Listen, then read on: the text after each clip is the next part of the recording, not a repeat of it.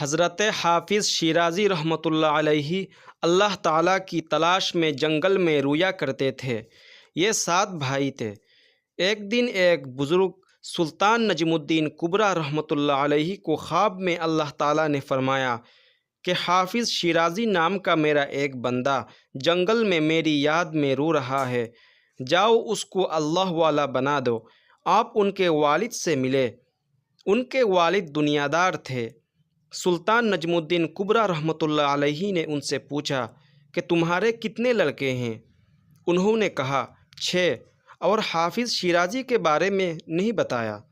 حضرت نجم الدین کبریٰ رحمۃ اللہ علیہ نے ان 6 لڑکوں کو دیکھا تو خواب میں جسے دیکھا تھا اس کی شکل کسی سے نہیں ملی، لہٰذا ان کے والد سے پوچھا کہ ان کے علاوہ کوئی اور بیٹا نہیں ہے؟ وہ کہنے لگے کہ ایک اور لڑکا ہے، مگر وہ ذرا پاگل سا ہے، دنیا سے نکما، بیکار۔ جائیے جنگل میں دیکھ لیجئے، وہی کہیں روتا ہوگا۔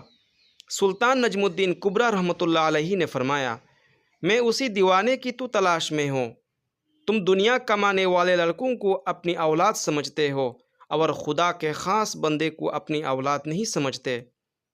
وہ تو اتنا قیمتی ہے کہ اللہ اس کو ولایت دینے کے لیے خود پیر کو مرید کے پاس بھیج رہا ہے۔ ایسے قسمت والے مرید بھی ہوتے ہیں کہ خود اللہ والے ان کے پاس پہنچائے جاتے ہیں۔